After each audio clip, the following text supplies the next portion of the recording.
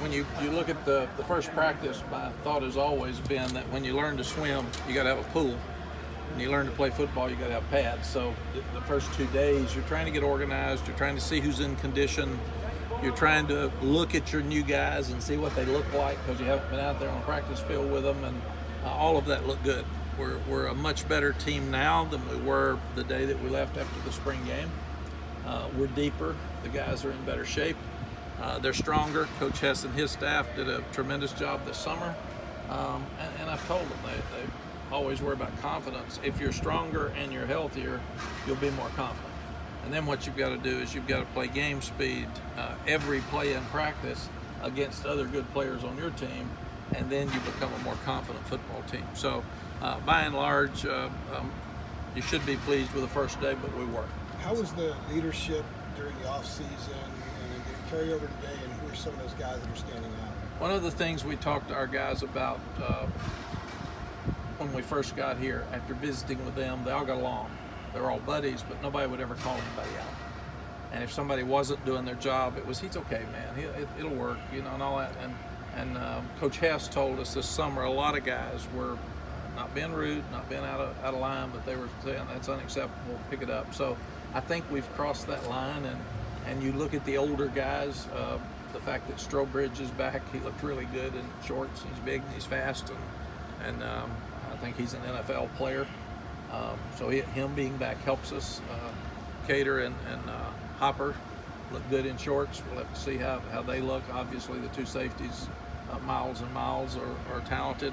All of those guys have stepped up and been leaders on defense. Offensively, you've got younger quarterbacks that it's hard for them to lead till they figure out which one's going to play the most. So you really had Charlie Heck and Polino and Antonio Williams and the tight ends, older kids again stepping up. What's your plan from what you saw from the quarterbacks today? What did you not like? I thought that they did a good job. They're probably with new receivers in some cases. It probably takes them longer on a day like today to get settled than it does the others because they have more to do.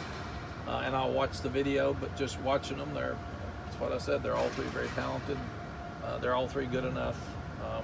I told the entire team, don't worry about reps today. We haven't really talked about depth that much. When we get the pads on, we'll start talking more about depth. And we've told the quarterbacks, every pass you throw is either getting you closer to moving up or down. So they have more pressure than anybody else right now to get it fixed. What is your plan for the quarterback competition? Like, how is it going to go? You just wait and see, or is there a significant plan on timetables and we try to make cuts? No, there's no timetable. It's like the other day I was just thinking about it. Somebody asked me, are you going to play two? I said, I don't know who's going to play. So if one of them's significantly better than the other two, you don't play two. If you've got two that are about alike, then you play two. So that'll all be decided. But we've got 30 days. So we don't have to do it tomorrow.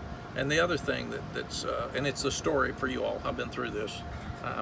It will be asked every day until, and then when we do, it'll be asked why, and why did he get that? I got this. I had it a bunch in Austin, but it's real, and it's a question all your fans are asking, so it is real. But again, you don't want to do it too quickly and make the wrong decision. You got to make sure you have enough information that you can make the right decision. You do want to give them time to be the guy for a couple. Absolutely. I got the sense that the wideouts and other guys are instructed not to delve too deeply into answers about that position. We didn't talk to them about it yesterday or last night or today. What we did in the spring is said all three of them are good enough and they're all three talented enough. So be fair. Let them work it out. Don't you start trying to coach. And that sounds like they did a good job of that today. Can you lean on running backs that have experience a little bit more in camp? You know, when you have young quarterbacks trying to sort things out. I mean, obviously you can when the season starts, even for a guy settling in, but can that work in your favor? You can lean on running backs, but you've got to press your quarterbacks and make them do things that they're going to have to do for us to have a great season. So you can't hide them. Phil and I have said we're going to go. We're going to make them play at the highest level, and we're going to be demanding of them. We're going to put them in really tough situations and see which one comes out. With the running backs, them coming out, I mean, they've had this offseason to study. How did you think they look? And the depth that you talked about is a good problem to have. I asked our coaches this morning to wait 10 days, and then I want both sides of the ball to rank our units. Who's the best unit on offense and who's the best unit on defense. And then I'm going to ask the staff separately to rank all the units, period, across the board. Who is our best? And in the spring, the running backs were our best. And it really wasn't close. So all three of those guys are good. Robert and I talked this morning about how do we rotate them and all that. And I said, let them all play. They're all going to play. We'll figure that out when we get closer to game time. Because you're going to need probably more than three. So we got to get British Brooks and Josh Henderson ready too. You obviously had the spring, but this is your first August day back out here. What's it like for you personally being back in the saddle?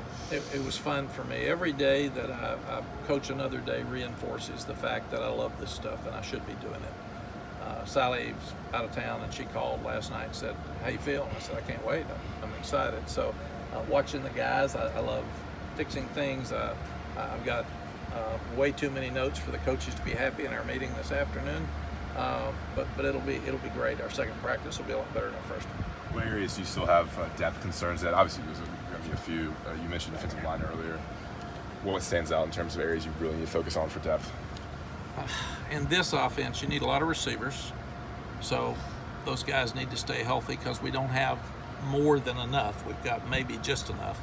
And then you start looking at linebackers. You're inexperienced there.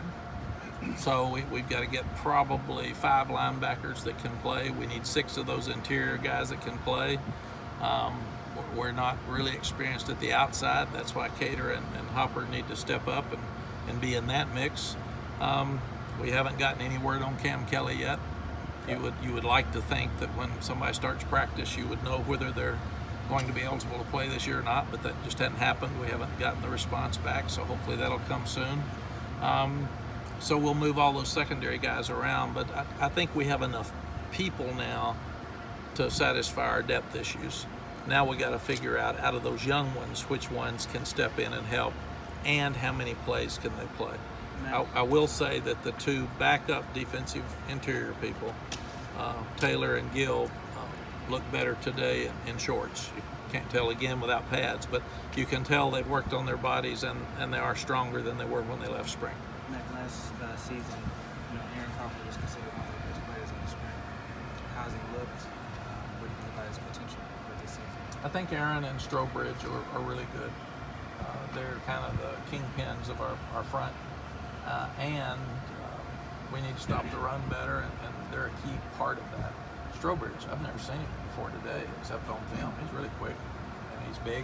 He's got the long arms for pass rush. And, our guys had trouble blocking him in the pass rush drills, so I was really impressed with him. And of course, Aaron's tough and a big run stopper inside. Those 2 can be really good players for us. In the spring, you said the kicking. You mentioned the kicking was always consistent. I know it's just one day, but where do you things stand with the kicking?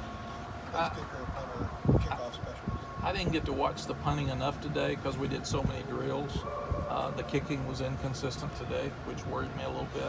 The kickoffs were good, but we missed a couple of field goals, and that's unacceptable in shorts the first day back. So that's still something we've really got to consider. And that's something that's going to just have to work itself out over the next few weeks. Yes, it's kind of like quarterbacks.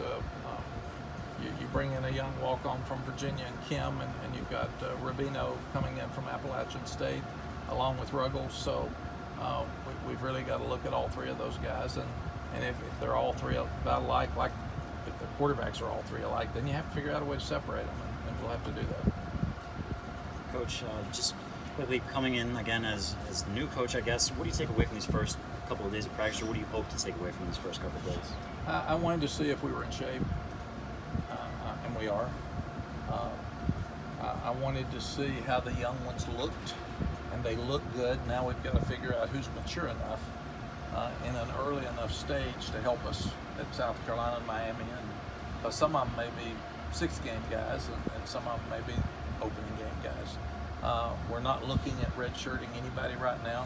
We're not worried about who's going to play 4 games and all that. We're trying to figure out how to win games. So we told the guys that if you want to play, you jump in and play. If you want a redshirt, we'll look at how we can manage 4 games and try to get you in some. But right now, we're looking at everybody to play. So conditioning, effort, confidence, and starting to build some depth. Got Get a time for depth one chart and build some depth. Outside of getting bigger and stronger and faster, what did you want in particular from the off-season weightlifting and conditioning program? I wanted confidence. That's something we haven't had, and it's even evident when you ask the players. They said we got to get more confidence. We got to get more confidence, and when you're in better shape and your body's better and you feel better about yourself, you can have more confidence. Even Antonio Williams, as he was walking out a few minutes ago, said, you know what, I was dying in the spring because of tempo. And he said, I thought I was in shape. And he said, I'm in so much better shape today. Well, I think part of it's understanding what's expected and having a full summer to work toward that. And the young ones will go through that now. They'll get really tired here the first 10 days and get worn down, and we'll have to figure out how to keep them here and then try to get them separated and see who's going to play. But I think that's the biggest thing is when you feel better about yourself. They 10 of them, as they were leaving, said, what do you think, better? Are we better? So there's still some of that being unsure about who we are, and I said, we're absolutely better. I told them that. We're better in shorts. We got to be better in pads. But now, off the field, go to bed, take care of your body, eat the right stuff, get your rest, and come back and study this afternoon and tonight. And then tomorrow we progress and have a better practice tomorrow than we had today.